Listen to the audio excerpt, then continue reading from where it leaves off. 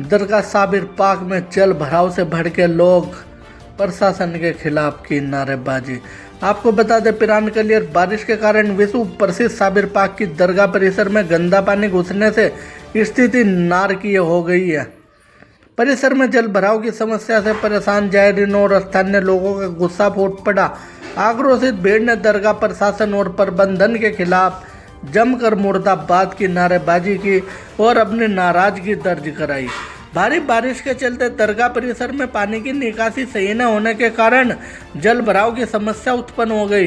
दरगाह परिसर में गंदा पानी जमा होने से जहां एक और जायरीनों को ज़ियारत करने में भारी दुश्वारियों का सामना करना पड़ा, वहीं दूसरी ओर परिसर की पवित्रता को लेकर भी लोगों में भारी आक्रोश देखा गया। नारेबाजी करते हुए लोगों ने दरगाह प्रबंधन की कार्य प्रणाली पर सवाल खड़े किए। प्रदर्शनकारियों का कहना है कि हर बार बारिश के समय यही स्थिति बनती है, लेकिन प्रबंधन द्वारा जल निकासी के ठोस इंतजाम नहीं किए जा रहे हैं। आइए देखते हैं पूरी खबर विस्तार से। मैं दरगाह प्रशासन से बात कहना चाहता हूँ क्योंकि हमारे यहाँ के जनप्रतिनिधि जितनी भी बार यहाँ हमारे क्षेत्र में 2012 से ये सिचुएशन है और यहाँ आप भी देखते हैं दरगाह क्षेत्र में बाहर से कितने जायरीन आते हैं, लेकिन किसी भी प्रकार का कोई भी सुधार नहीं है। जैसे हमारे यहाँ सरकार साबिर पाक का उर्स चलता है, पूरे क्षेत्र से पूरी कमेटी बनाकर जितना हमारे दरगाह क्षेत्र में चंदा दान का पैसा आता है उसको डकारने का काम करते हैं। कहीं से कहीं लगवा चेक कर लो, क्योंकि 2012 से अभी तक यही सिचुएशन बनी हुई है। अगर थोड़ा भी दरगाह प्रशासन या जितने भी दरगाह प्रशासन अपने कर्मचारियों को अलर्ट करके बरसात से पहले अगर थोड़ा भी ध्यान दे दे तो जो सिचुएशन आपको देखने को मिल रही है शायद ये देखने को ना मिले। कि जो फर्स्ट बार हमारे यहाँ ये सिचुएशन हुई थी तो ये 2012 में पहली बार यहाँ पानी भरा था। उसके बाद बार बार हर बरसात में पानी भरता है, लेकिन किसी के कान पर जूं तक नहीं। गलती तो इसमें जो दरगाह शासन प्रशासन की ही है, क्योंकि हमारा जो क्षेत्र है वो डिस्ट्रीब्यूट है, क्योंकि जो चेयरमैन है उसको यहाँ इतनी अथॉरिटी नहीं है, क्योंकि यहाँ जो मुख्य कार्यपालक अधिकारी है और जो जॉइंट मजिस्ट्रेट हैं और जिला अधिकारी है, क्योंकि उनकी एक कमेटी रहती है और कमेटी जो रहती है और जो यहाँ पर हमारे क्षेत्र में ये दरगाह क्षेत्र है इसमें यहाँ एक प्रबंधक को नियुक्त किया जाता है। तो क्योंकि जो प्रबंधक एक ऐसी शाखा है, इनको जो बिठाते हैं वो यहाँ की सारी सूचना उनको दे सकते हैं कमेटी के, क्योंकि प्रबंधक जब यहाँ बैठ जाते हैं उनको यहाँ बैठने के बाद सिर्फ पैसा डकारने के अलावा दूसरा काम नहीं रहता है। ये सूचना कैसे पहुँचा सकते हैं वहाँ तक, क्योंकि कोई सूचना हमारी जाती ही नहीं।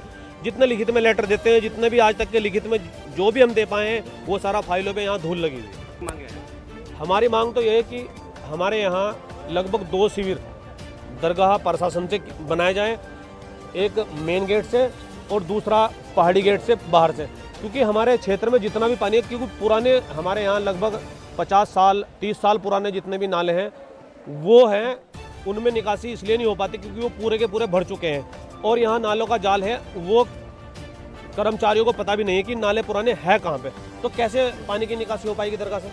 मैं कहना चाहता हूँ हाथ जोड़ के शासन और प्रशासन से, माननीय विधायक को और सलीम चेयरमैन साहब को और नगर निगम को और दरगाह दफ्तर वालों को, यहाँ पर जब भी बारिश होती है ना, यहाँ पर इसी तरह पानी भरता है।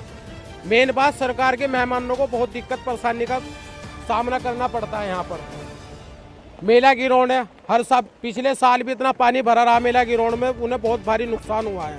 लेकिन यहाँ पर शासन प्रशासन और विधायक चेयरमैन कोई भी हो, यहाँ पर तो हर तरह से ठेस पहुँच रही है। चाहे किसी भी तरीके से देख लो आप, ये देख लो पानी भर रहा है, मतलब मेन कुछ नहीं है। और हर जगह मतलब कलेर में गड्ढे पड्डे तरफ भी पानी भरा पड़ा है। फिलहाल तो यहाँ पर अभी तक के कोई नहीं आया यहाँ से, अगर कोई अधिकारी आया तो कुछ हो रहा है वो और कोई टीम नहीं पहुंची है।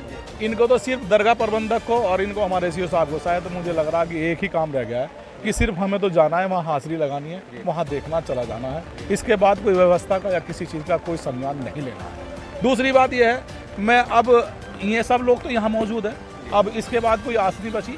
मैं अपने जिलाधिकारी साहब से निवेदन करता हूँ कि इस चीज़ को संज्ञान में लें। वो यहाँ के इंचार्ज भी हैं, उन्हीं के चार्ज में यहाँ कार्य चलता है, उन्होंने एसडीएम साहब को जो कार्यकाल बनाया हुआ है, तो मैं उन्हीं से अनुरोध करता हूँ कि इस चीज़ को, इन लोगों को, इनकी आस्था को, इनकी जायरीनों की, सब लोगों की इनकी आस्था जुड़ी हुई है, इस पर बहुत गहनता से संज्ञान लें और इस चीज़ से निजात दिलाएं। उनके लिए कोई बड़ी चीज़ नहीं है, कोई भी बड़ी चीज़ नहीं है। 2 सीवर से इसका पूरा कार्य हो सकता है। यहाँ आज से 50 साल पहले नाले बने थे, वो 50 साल पहले नाले हैं, उन्हीं से पानी की आज की तारीख में रिकवरी नहीं होती।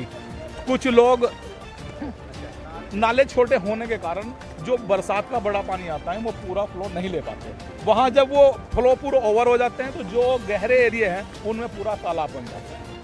तो सबसे बड़ी समस्या यही है, उन नालों को बड़ा किया जाए, एक सीवर बनाई जाए, उसके बाद यहाँ का मारी आस्था का समाधान किया जाए। क्योंकि हम परेशान है इस बात को लेके कि दरगाह की जैसी हालत 20 साल पहले थी वैसी आज है। आज तक 20 साल के बीच में कोई बदलाव नहीं आया।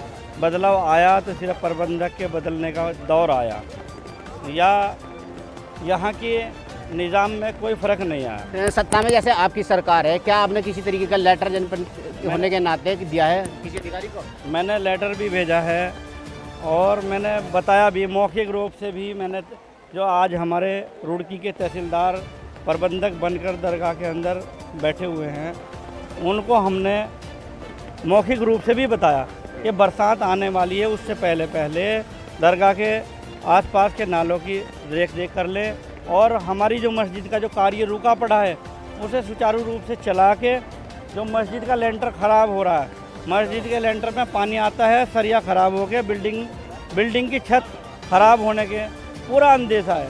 और मैं माननीय मुख्यमंत्री उत्तराखंड सरकार से कहूँगा कि इस पर अपने विवेक से पूरा ध्यान दें, क्योंकि ये जो दरगाह है, दरगाह साबिर पाक, दरगाह इमाम साहब, दरगाह किरकिली साहब, ये 3